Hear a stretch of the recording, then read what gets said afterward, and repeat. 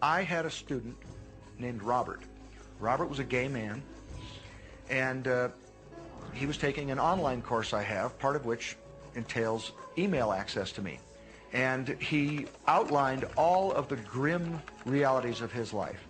In his job, all the people ganged up on him. And it was constantly stressful because of how nasty they were with him. When he walked down the street, he said every block he was accosted by homophobic people who wanted to abuse him in some way. He was wanting to become a stand-up comedian. And when he went out and did a stand-up comedy job, everybody heckled him about being gay. And his whole life was one of a lot of unhappiness and misery, and it all focused around this idea of being attacked because he was gay. I began to teach him that he was focusing on what he did not want. I directed him back to his email that he sent me and said, read it again. Look at all the things you do not want that you're telling me about. And I can tell you're very passionate about this. When you focus on something with a lot of passion, it makes it happen even faster. And then he really started taking this thing about focusing on what you want to heart. And he began really trying. What happened within the next 6 to 8 weeks was absolutely a miracle. He said that all the people in his office that had been harassing him either transferred to another department, quit working at the company, or started totally leaving him alone, and he began to love his job. He noticed that when he was walking down the street that nobody came up to him and harassed him anymore. They just weren't there. I'm a very, very gay man. When he went and did his stand-up comedy routines, he started getting standing ovations and nobody was heckling him. His whole life changed because he changed from focusing on what he did not want, what he was afraid of, what he wanted to avoid, to focusing on what he did want.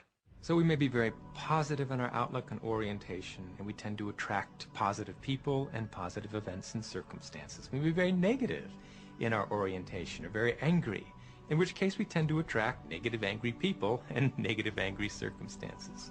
And so you end up attracting to you the predominant thoughts that you're holding in your awareness, whether those thoughts are conscious or whether they're unconscious. That's the rub. If you look very carefully, when it comes to the secret and the power of our mind and the power of our intention in our daily lives, it's all around us. All we got to do is open our eyes and look. You see law of attraction evidenced in your society when you see that the one who speaks most of illness has it. When you see that the one who speaks most of prosperity has it. Law of attraction is evident everywhere around you, if you are understanding what it is. It has to do with you being a magnet, attracting thought, attracting people, attracting events, attracting lifestyle. Indeed, everything that you bring into your experience, you bring because of this powerful law of attraction. I mean, I'm not talking to you from the point of view of just wishful thinking or imaginary craziness. I'm talking to you from a deeper, basic understanding. Quantum physics really begins to point to this discovery. It says that you can't have a universe without mind entering into it, that the mind is actually shaping the very thing that is being perceived. Now, if you don't understand it, doesn't mean you should reject it. You don't understand electricity, probably. First of all, no one even knows what electricity is, and yet you enjoy the benefits of it. Do you know how it works? I don't know how it works, but I do know this, that you can cook a man's dinner with electricity, and you can also cook the man. People oftentimes, when they begin to understand the great secret, become frightened of all of these negative thoughts that they have. Two things they need to be aware of. One, it has been proven now scientifically that an affirmative thought is hundreds of times more powerful than a negative thought. So that eliminates a degree of worry right there.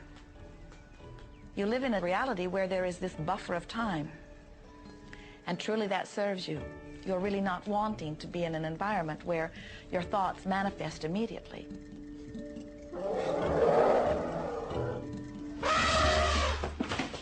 The evidence is long in coming, and that is really a good thing. So you want to become aware of your thoughts, you want to choose your thoughts carefully, and you want to have fun with this, because you are the masterpiece of your own life. You are the Michelangelo of your own life. The David that you are sculpting is you, and you do it with your thoughts.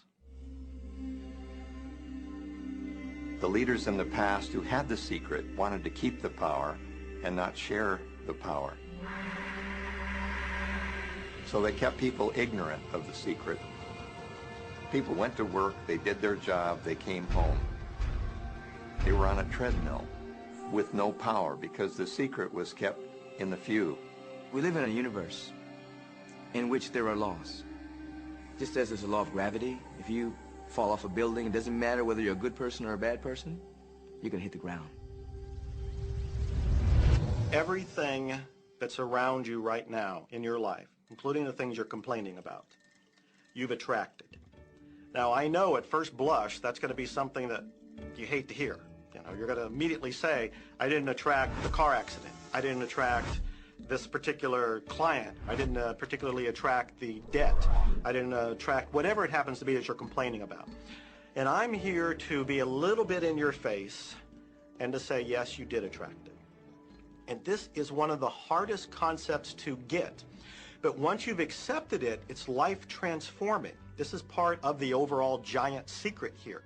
And most of us attract by default. We just think that we don't have any control over it. Our thoughts are on autopilot, our feelings are on autopilot, and so everything is just brought to us by default. Now, if this is your first time to hear this, it may feel like, oh, I have to now monitor my thoughts. This is going to be a lot of work. It will seem like that at first, but that's where the fun begins. We do not encourage that you try to monitor your thoughts. That will sort of make you crazy. There are so many thoughts coming to you from so many different directions about so many different subjects. That's where your emotional guidance system comes in. Your emotions, your emotional guidance system is what helps you to understand what you're thinking. So your thoughts cause your feelings. The emotions are this incredible gift that we have to let us know what we're attracting. There are only two emotions from our perspective. One feels good and one feels bad. You call them all sorts of different things, but essentially all of those negative emotions, whether you call it guilt or anger or frustration, all feel much the same.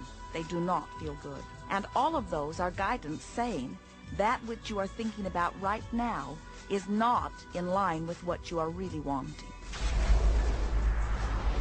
On another level, it's called bad frequency or bad vibes or whatever you want to call it.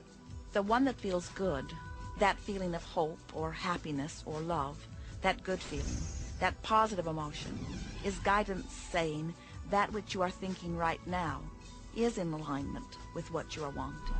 So it's really so simple. It's right there. The answer is, what am I attracting right now? Well, how do you feel? I feel good. Well, good. Keep doing that.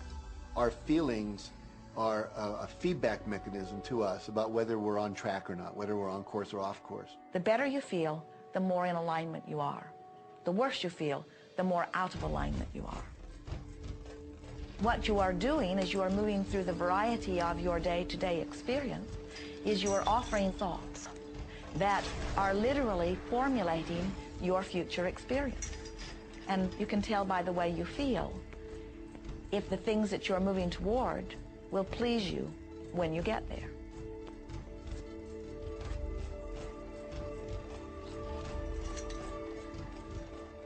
Whatever it is you are feeling is a perfect reflection of what is in the process